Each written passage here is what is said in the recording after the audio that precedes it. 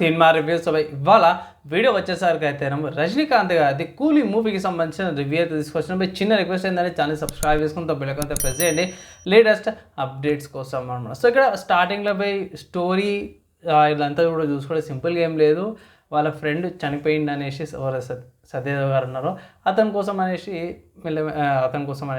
మన రజనీకాంత్ గారు వెళ్తారు. అతని బిడ్డలు ఉంటారు.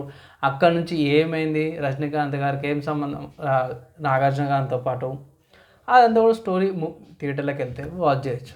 కమింగ్ టు మూవీ పరంగా చూసుకుంటే మాత్రమే మూవీ 2 hours 40 minutes డ్యూరేషన్తో పాటు కూడా ఉంది. మంచి మంచి యాక్టర్స్ ఉన్నారు భయ్. రజనీకాంత్ గారు, నాగార్జున గారు, సత్యదేవ్ గారు, ఉపేంద్ర గారు అండ్ ఆమిర్ ఖాన్ గారు, శోభిన్ గారు, వీళ్ళందరూ కూడా శృతి హాసన్ గారు అండ్ పూజా హెగ్డే గారు, చాలా మంచి మంచి యాక్టర్స్ ఉన్నారు భయ్. ఇక్కడ నిజంగా చెప్పుకోవాలి అంటే ఇట్లా విలన్ ప్రకారంగా కానీ లేకపోతే కీ ఇంపార్టెంట్ రోల్లా కానీ చెప్పుకోవాలి అంటే మాత్రము శోభిన్ గారు అయితే ఈ మూవీలో కీ రోల్ అయితే ప్లే చేస్తారు అంటారు. మళ్ళీ చేస్తాడు, బతుకుతాడు, రిపీటెడ్గా క్యారెక్టర్ చాలా పెద్దగా ఉంటుంది. ఈవెన్ నాగార్జున గారిది ఉందన్నట్టే ఉంటుంది తప్పించి జస్ట్ ఉన్నట్టే. ఇక మన ఉపేంద్ర గారిది కానీ ఆమిర్ ఖాన్ది కానీ వాళ్ళైతే ఇంకా లిమిటెడ్ క్యారెక్టర్ అనమాట. అట్లీస్ట్ నాగార్జున కొన్ని ఫైట్ సీన్స్ యాక్షన్ సీక్వెన్సెస్ అయితే ఉన్నాయి, కానీ ఉపేంద్ర గారిది అయితే కాదు కొన్ని సీన్స్ అన్నీ లిమిటెడ్గా ఉన్నాయి. ఆమిర్ ఖాన్ది అయితే జస్ట్ పోస్ట్ క్రెడిట్ సీన్స్ లాగా అంటారు కదా, అట్లా సీన్లు అయితే చూపించారు అన్నమాట. మోస్ట్లీ కొంచెం ట్విస్ట్లు అక్కడక్కడ కొన్ని ట్విస్ట్లు బాగా అనిపిస్తాయి మీకు. అండ్ ఆల్సో ఫీమేల్ విలన్ లాగా కూడా కొన్ని సీన్స్లో కూడా ఒక ఫీమేల్ క్యారెక్టర్ కూడా ఇంట్రడ్యూస్ చేసారు అన్నమాట, బాగుంది.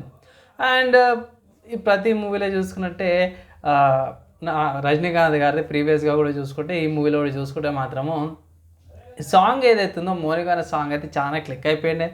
దాంట్లో పూజా హెగ్డే సాంగ్ ఒకటి బాగుంటుంది తప్పించి బ్యాక్గ్రౌండ్లో వేరే సీన్స్ అని చూపిస్తారు, అదొక్కటి డిఫరెంట్గా అనిపించింది. బీజిఎం బాగుంది, అంతా కూడా బాగుంది, కానీ స్టోరీకి వచ్చేసరికి అయితే మాత్రం ప్రిడిక్టబుల్ కొంచెం ప్రిడిక్టబుల్. అక్కడక్కడ కొన్ని ట్విస్ట్లు ఏవైతున్నాయో మీకు స్టోరీని ఇంకొంచెం హైప్ ఇస్తాయి.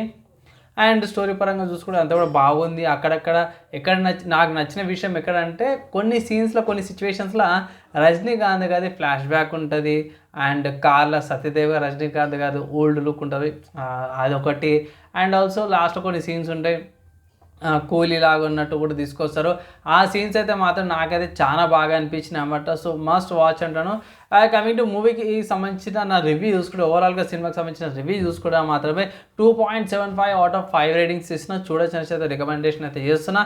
తక్కువ ఎందుకు ఇచ్చినా అన్న 0.25 తక్కువ ఎందుకు ఇచ్చినా అంటే దీనికి అనమాట. క్యారెక్టర్స్ ఎవరు అవుతున్నా కంప్లీట్గా అందరు క్యారెక్టర్స్ని ప్రాపర్గా యూటిలైజ్ చేసుకోలేకపోయారు. ఆబ్వియస్గా అది చాలా గ్రాండియర్గా తీస్తాం అనుకున్నట్టు, కానీ కొంచెం ప్రిడిక్టబుల్ కంటే కూడా కొంచెం ఎక్కువనే ప్రిడిక్టబుల్ అయిపోయింది.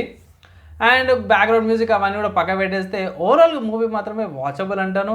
మైనస్లో అయితే వివిపై క్యారెక్టర్స్ని ప్రాపర్గా యూజ్ చేయలేకపోయారు. ఆమిర్ ఖాన్ అయితే జస్ట్ క్యామియో లాగానే అనిపించింది తప్పించి నాకు పెద్దగా ఏమనిపించలేదు. మంచి యాక్టర్ని యూటిలైజ్ చేసుకోలేని అనిపించింది. అండ్ నాగార్జున గారి చూసుకుంటే మాత్రము జస్ట్ ఒక వచ్చిండు పోయినన్న విలన్ లాగానే ఉంది. ఉపేంద్ర గారు కొంచెం తక్కువ ఉంది, కానీ హీరోలో మన సత్యదేవ్ గారు అండ్ రజనీకాంత్ గారి విలన్ ఉంది. అండ్ శృతి హాసన్ కూడా ఎక్కువ ఇంపార్టెంట్ రోల్స్ ఉన్నామన్నమాట. ఓవరాల్ వాచ్ చేయమేస్తే రికమెండేషన్ అయితే చేస్తాం. ఫైనల్గా ఇది నా రివ్యూ అండ్ నా ఒపీనియన్ అన్నమాట. నచ్చింది మంచి అనిపిస్తే మాత్రం లైక్ అండ్ షేర్ చేయండి. నెక్స్ట్ వీడియో అలా కలుసుకుందాం.